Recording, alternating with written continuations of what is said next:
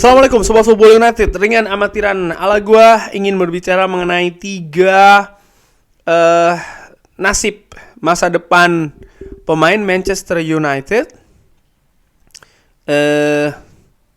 Ya, atau bisa lebih ya. Sorry, 4 bukan 3, 4. 4 pemain Manchester United. Di video sebelumnya gue sudah berbicara mengenai Jadon Sancho dan juga Anthony Martial. Kali ini ingin gue mulai dari Facundo Pellistri, di mana Pellistri ini kan disebutkan akan pergi dari Manchester United di bulan Januari ini. Kemungkinan besar secara pinjaman ya, di mana Fabrizio Romano mengatakan kalau PSV Eindhoven sudah mendekati Manchester United untuk meminjam Facundo Pellistri. Negosiasi sedang berlangsung. LA Galaxy juga menginginkan Facundo Pellistri dan mereka merencanakan untuk melakukan transfer permanen. Nah, ini menarik, Facundo Pellistri, di mana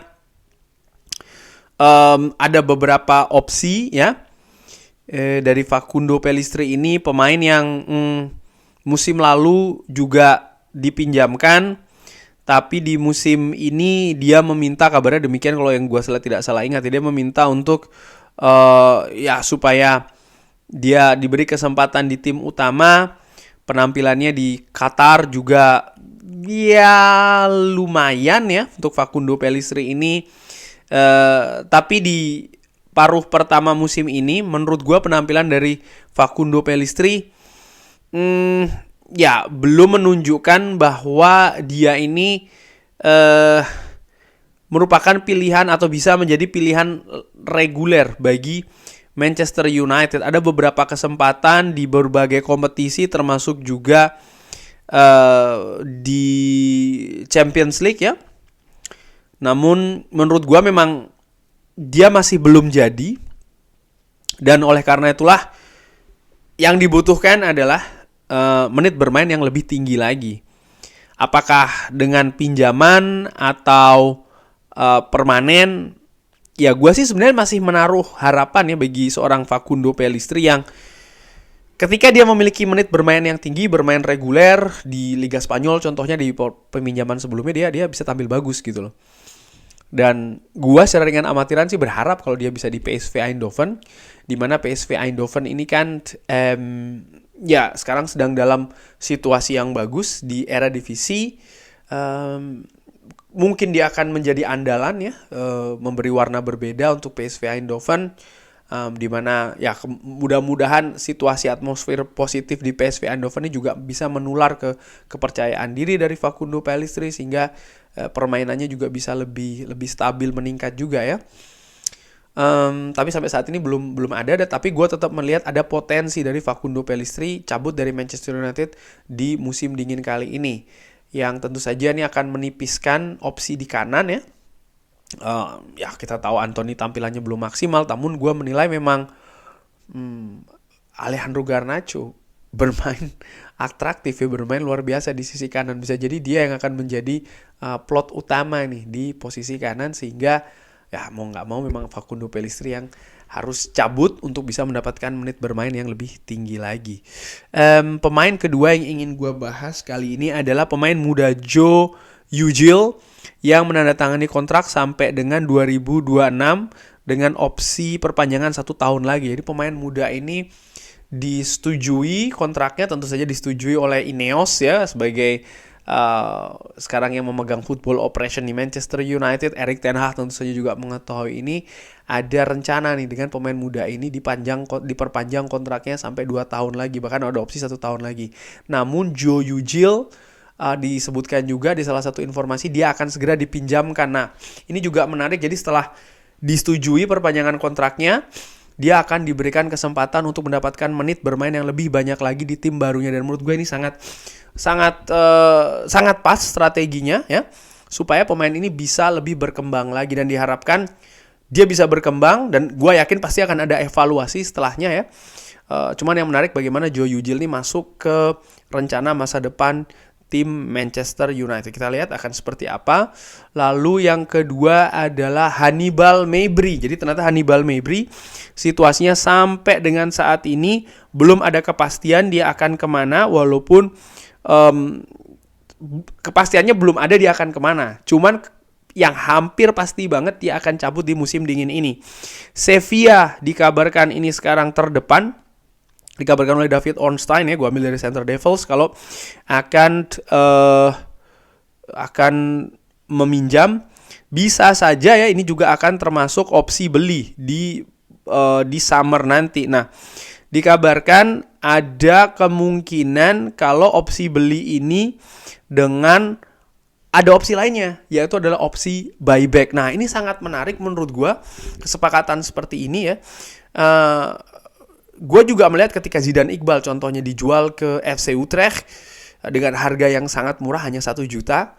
Mungkin tidak dimasukkan opsi beli karena memang ya harganya murah gitu loh, hanya 1 juta. Dan kalau memang dia bagus, bukan tidak mungkin akan ada usaha dari Manchester United untuk bisa membeli sang pemain. Dimana sang pemain juga agennya nih sama dengan agen dari Erik ten Hag. Nah, untuk Hannibal Mejbri ini beda lagi.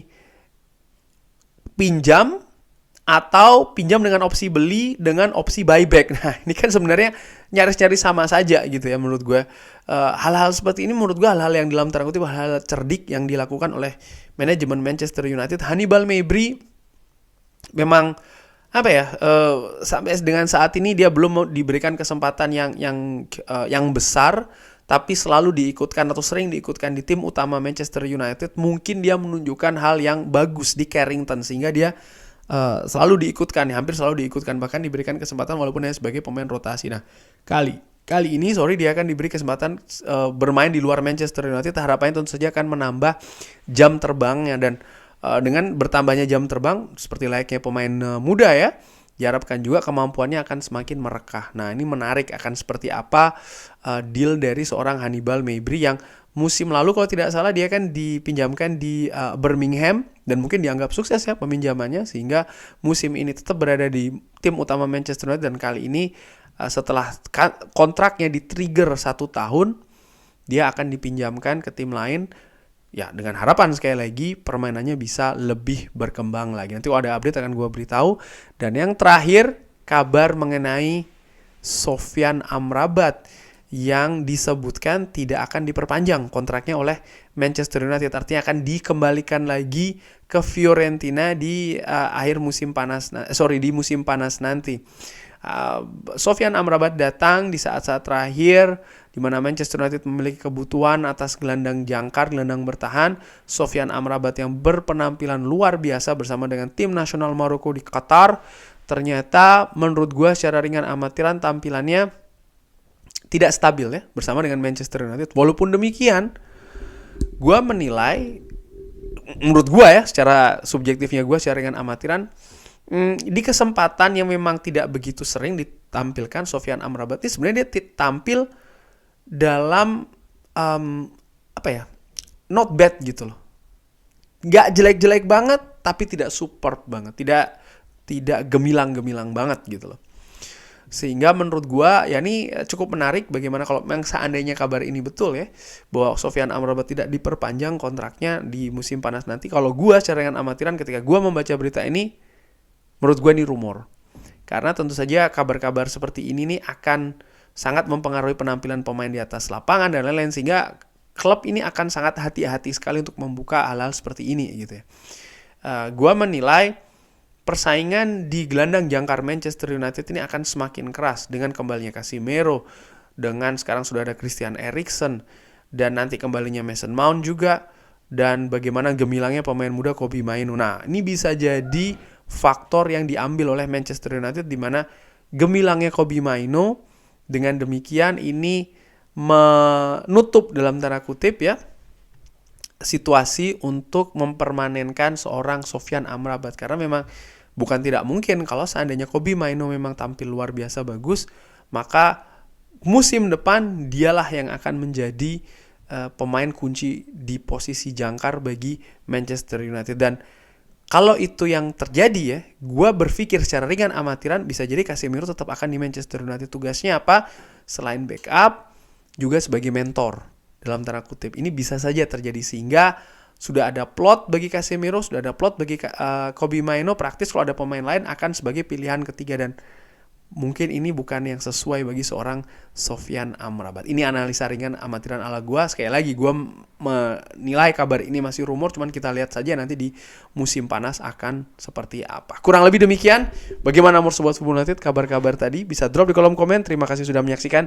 Jangan lupa like, subscribe. Wassalamualaikum warahmatullahi wabarakatuh. Thank you.